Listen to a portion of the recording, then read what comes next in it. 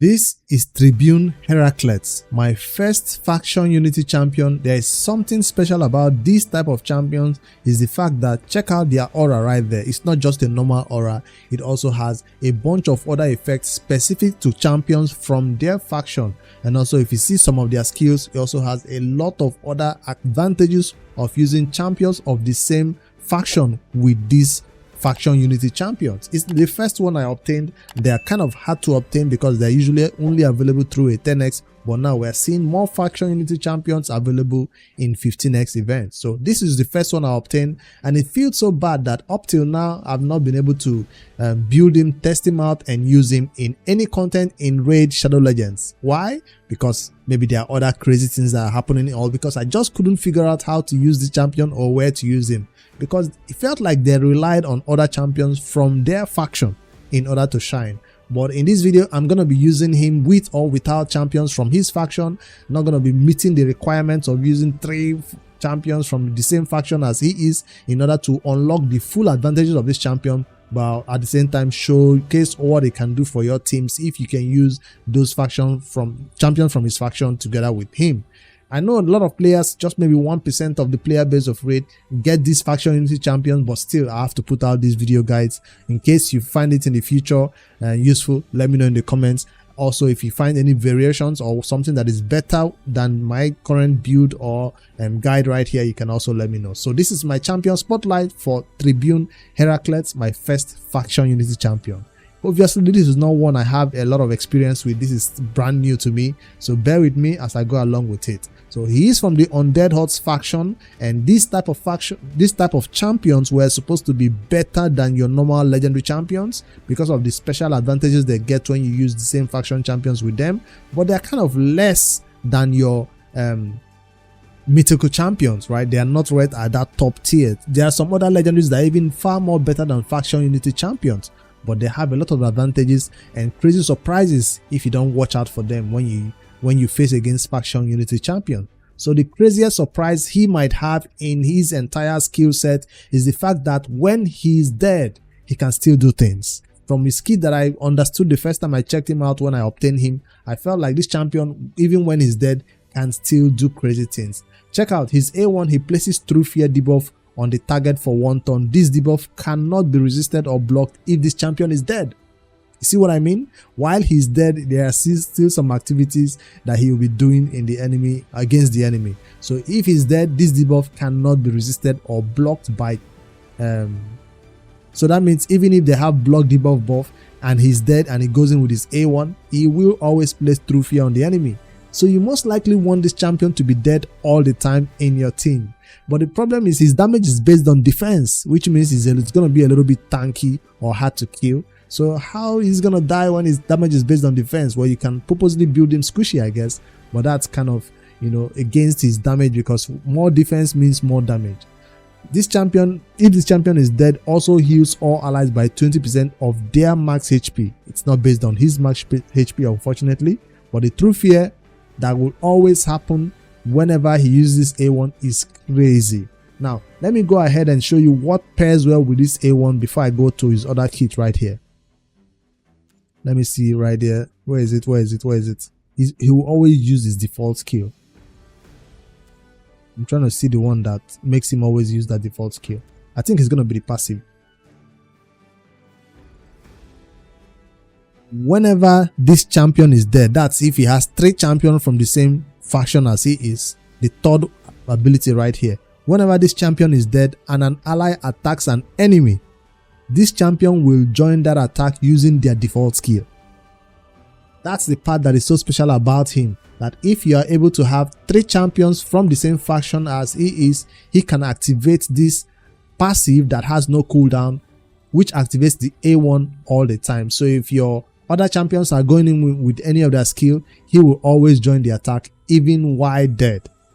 That's what's special about this Immortal Oath passive, and it pairs well with that A1. But the unfortunate part is you will have to have 3 other champions from the Undead Hordes faction in order to activate that passive, that part of the passive. So that's what's special about these faction unity champions. Let's move on to the A2 and find out what's special about it.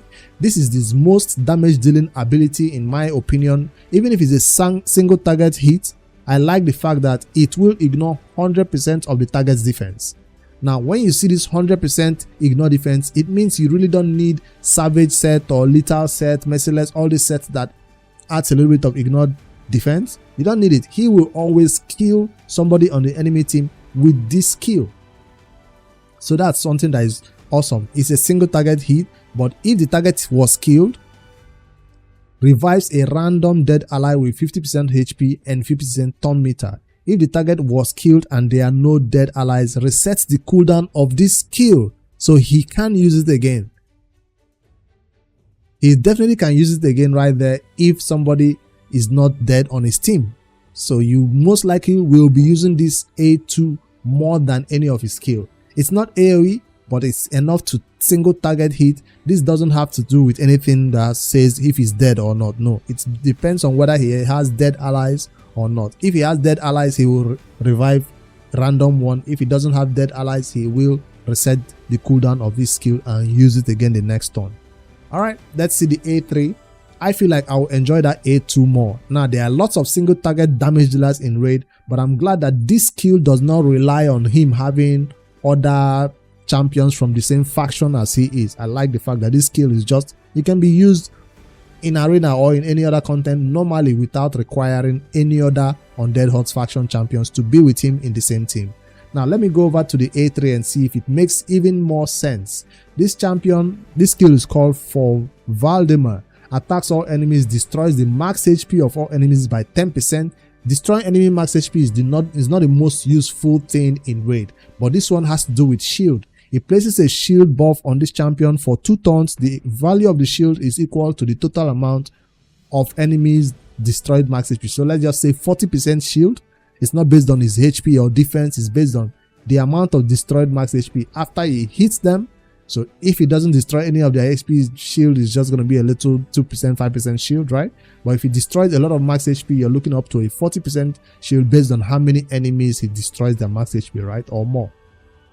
Now, it does have some faction unity advantages right here. The shield buff placed by this skill cannot be removed if he at least has one other ally that is on the same faction as it is. Instantly activates this skill whenever this champion is revived. If he has up to 2 allies with the same team with him, the same faction with him, will ignore a portion. Now this skill does not ignore defense on its own, right? So you will most likely need to build him with some artifacts that ignores defense, like lethal, or I built him with lethal just because of this skill. That's why. But the A2 does not need him to be built, or the A1 will also need a little bit of ignore defense, and of course his masteries also. So that's the big shield that he will be placing on your allies with this team. It makes him viable for a PvE role, not just a PvP champion. When you see a big shield like this that is based on destroyed max HP of the enemies, this makes him viable to be used in PvE, not just PvP only. So, but for this skill, it looks like a purely PvP skill. Correct me if I'm wrong. Alright, now I've seen this A1, A2 and A3. You feel like what's so special about him? Looks like a normal champion. Well, this champion is immune to block revive. That's gonna be happening even just if you have one other allies with the same faction as he is. Undead Hordes faction, if you have somebody else there, this champion cannot be block revived. That can be a useful resource for you in PvP content, especially when you build champions or a team around him. Allies receive 20% less damage if this champion is dead. That's also an advantage. And then the last one I talked about, where he will be constantly using the A1. Whenever this champion is revived, increases the damage inflicted by this champion by 20%. You need somebody to always be reviving him. He goes down again, revive him, he goes down again. Before you know, this champion is doing up to 200% than you originally came into the battle with. That's going to be a crazy amount of damage, whether you're talking about PvP or PvE against bosses. It's not enemy max HP nukes, but at least his default damage boosted up to a 200%, whether it's the A2 or the A3. It's going to be a lot of damage. I've not tested out his damage stat or anything. I just feel like this is going to be crazy in terms of what he can do against bosses or against enemies in the arena. Alright, let's see the other special aura that he comes in with. Increased crit rate in all battles by 20% if you put him in the leader slot. This only applies to Undead Hordes faction, so nobody is going into battle with less crit rate except you build him specifically for a team around him for a particular content. Increase allied defense in all battles 30%. This will be the advantage one that most people use in Hydra and other content like that. So yes, I do feel like this champion can be used in the Hydra. So let me show you how I built him and where I'm going to be using him. But before that, what other champions do you see in the Undead Hordes faction that you think I should pair with this champion and use in my team? Because number one on my list could have been Sifi, so she can keep bringing him back to life. But unfortunately, I do not yet have a Sifi right here on my account, still missing. And I intend to use this champion in PvE content, although if there are sometimes I want to experiment in PvP 3v3 especially, I might put him in there with other Undead Hordes faction champions just to give the enemies a run for their money. Imagine Herakletes paired with a Necrit paired with an Ultimate Death Knight. That's gonna be a combination that the enemies just look like what am I gonna do against this team?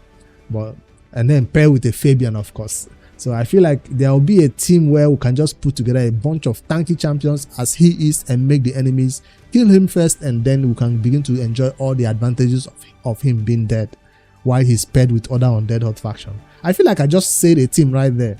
Fabian leader slot, Herakletes, Necrit, and Ultimate Death Knight. Is that a battle I could run one battle at least in arena just to see how that works out? I know the enemies will go first. I just want to see how difficult it will be for them to kill this champion, and whether he gonna take advantage of all his faction unity advantages. Let's try that battle and see. But first, I'll show you the stats. Let's not forget that he can be paired with epics too, not just legendaries. If you have any other epics right here, like a Gogorab in the leader slot, will always work to your advantage with that speed aura, right? And then we have a Husk for PvE content that can be paired with him, Vogot for sustain, got a Seeker for that boost, Muslim Mage for some cleansing. There are other epics you can pair with him as for the rares, maybe a Frozen Banshee if you're super early game and you need to use Herakletes and the Banshee together in your clan boss. That can be an advantage, I guess. So if you really want to get full advantage of this champion, remember to pair them with an Undead Horde faction, else you're just going to be taking full advantage of the A2 and just be trying with the A1. Alright, let me show you what my build looks like. I did go for a damage build that can be used in PvP and PvE, and that makes it a lethal build, right? And this lethal is easily obtainable from the Doom Tower. That's why I build a lot of champions in this. I tried to get his defense over 4,000. If I should show you the total stat right there, 5,300 defense. A champion whose damage is based on defense should have a high defense, right? But the HP is also not that high, so he should easily die. I hope I can still make him die and get full advantage of his stacks that he can accumulate from being revived. I have to pair this champion with a reviver then, because if he dies, who's going to bring him back to life? And then check out his crit rate. 100% crit rate right here is important for damage dealers especially, which he is. And then my crit damage is not that high. It's not, unfortunately. I should be hitting over about 250 to 300, but I'm currently at 234 crit damage right here.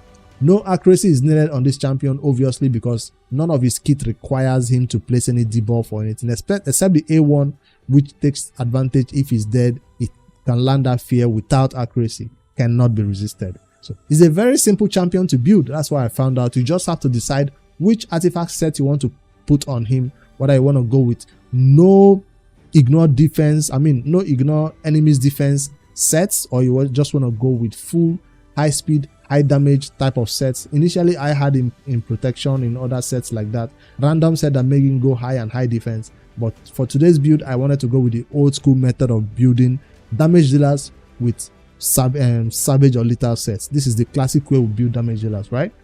You can see I went towards the crit damage on the amulet, crit damage on the glove. Those are the two main sources of crit damage on any artifact set you decide to put on your Tribune Herakletes, right? For all your other stats, you also be looking at speed and defense, accuracy not needed, crit rate right here, speed boots always. This is not a champion that should be slow. I don't think he's one of those tanky champions that you want slow. And yeah, And for the banner, since it doesn't need an accuracy banner, I went with defense on the banner with some speed added to it. And then check out defense right here with defense. Substat also on the ring. Total stats, I've already shown my total stat. But let me show you the masteries, which you can also find other mastery recommendations on LH's website, and go check them out. I decided to go for this other one that will bring him down to Helm Smasher for a little bit more ignore defense, which is probably not needed on the A2, but will be needed on the A1 and the A3, right? So take note of that. This champion does not really need the support 3, so you might want to go towards that defense 3. Gives him a little bit small chance of doing that A1 with counter attack if he doesn't die from the enemy's hit. If they go first, well, they'll always go first when I'm using a slow team like this. All right. I've not put any relic on him, and so far I went with the PvP blessing of life harvest, so he can maybe just contribute a little bit of damage that way. But maybe at 6-star I might change to something else. For now, I just wanted to put that PvP mastery, blessing on him. It's time for me to go into the arena like I said and try that difficult team. I'm not even just going to classic arena because live arena is open. Let me go over here and see a team made up of Undead Hordes faction. Remember, this is just for science purposes. This is the first battle I'm using for Herakletes. So if it doesn't work out, fine. But I intend to use this champion 1 alone or 2. No need to fill up all 4-5 slots with Undead Hordes faction. But for this first battle, I want to fill up all these 4 slots. Or is it 3 slots with Undead Hordes faction champions? But first, we're going to pick up the first Undead Hordes faction champion. If I go by faction, can't I just do the filter instead? Include faction Undead Hordes. There you go. So the first one I'll put in here is my normal champion. Then Herakletes will come in next, and everybody else. After 2 more, then I can pick up a random champion, maybe Abita or so, to do that revive, because I do need a reviver in this team. Hopefully Abita is not picked. Necrits. If he's my only damage dealer, I feel like he might get banned. Alright, they went towards the Amans. I'm picking the Herakletes and I'm picking the Wukong right now. What's his name again? This is the team, right? Yes. So Abita is still not picked. Maybe I should have gone towards the Abita pick instead of completing my 3 slots. Do I have to add 1 more? I feel like I still have to add 1 more champion from the Undead to complete the build. Now you have 3, so all the conditions to make him crazy is now met. I'll now go over there and do a flex slot for a difficult champion, which hopefully will be hard for them to deal with. And that's going to be this one. Or Abita. Just so I go first. If I can go first. Alright, let's finish the pick phase. Who am I going to ban? I feel like one of those mythical champions might be a problem for me. So the mythicals are always the easy way to go for the ban. Then what about Amans? This one has a 25 speed aura. This is an easier ban. If he bans my Abita, I can still go first. No, this Amans might be too fast. Let me go for the Amans ban. He didn't ban the Abita. All right, let's pick. Ban the Amans, ban the Fabian. That means I've lost one of the requirements for the team. I needed 3 champions to be from the Undead Hordes faction. By banning that one, means I've lost one of the requirements for his skill to be fully unlocked. The passive. That always makes him use the A1 whenever the ally attack. I've lost that part of the passive. So maybe I should have brought in 4 champions from the Undead Hordes faction. So in case they ban one, I still have 3 more slots from the Undead Hordes faction.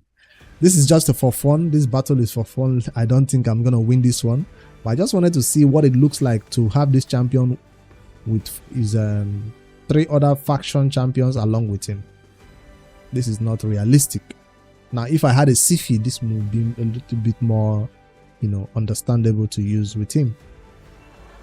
I'll be surprised if I win this one. I don't think I can. Getting crowd control non-stop. I've not gotten a turn yet. Besides Arbiter has taken 2 turns. Everybody keeps getting crowd control. He is not dead. I wanted to see him dead and all the crazy things he's gonna do. Let's see what this A1 will do. True Fear, right? Well, he's not dead. He's not gonna land the True Fear except he has enough accuracy, which he doesn't. Who do I want to kill on this team? Can I even kill anybody? I'll go for this one. Nah, he landed the True Fear though. He did land the True Fear, but that wasn't enough damage to do any big hits. How is he still alive? That's what I'm thinking. Everybody's dead. Well, he is tanky. I hoped he will be the first to die, but Herakletes is still standing. Provoke? Nah, I can't target that. The next one, I'll do a normal arena battle so we can see 1 or 2 more battles along with him. Because PvP is the place where I feel like he will be tested the most. Now, if you try against PvE content, you won't really notice much about him. I want him to die so he can begin to do all that crazy things he does. Now he's dead, right? Will he still join the attack? I'm not seeing anything he's doing though. I thought when he's dead he'll be doing things from the grave. He's gonna be joining the attack and all that. Well, like I said, we didn't have up to 3 champions from the Undead Hordes faction, so maybe that's why all that is not activating right now. He can come back to life, nothing like that from his skill that we read. That's why a revival could have been better to stack up his damage stats. Alright, that doesn't work so well. Let me try a normal PvP classic arena battle and see how that goes. So I'm going to take out these 2 champions. Bring in the Undead Horde faction champions like I wanted to. In a more controlled environment so we can see what he's doing and what's not happening. So now we have a bunch of Undead Horde faction. 3 of them. This looks good, right? They will go first and everything, but then hopefully they get to kill him first. I don't know if it's going to be possible. I don't want to put their skills on cooldown. I am having mercy on them because I want some people dead in this team. Alright, now he's taking the turn. Now I get to see the damage from the A2 skill, right? The damage from the A2 skill on Madame Ceres. How much damage do you think? 100k? Remember, this is ignoring 100% of the target's defense, and there's no decreased defense on the target also. Let me use it. That's 108. 108. And since none of my allies are dead, that skill is available for him to use again. So in this time, we're actually seeing what this champion can do. Now, who do I want to place the fear on? I'm not going to place it on the Arbiter. I want her to revive that champion. How do I know the fear will land? Because this champion is going in with a counter attack and is joining the attack because of the ally protection, right? Alright, let's protect our Fabian.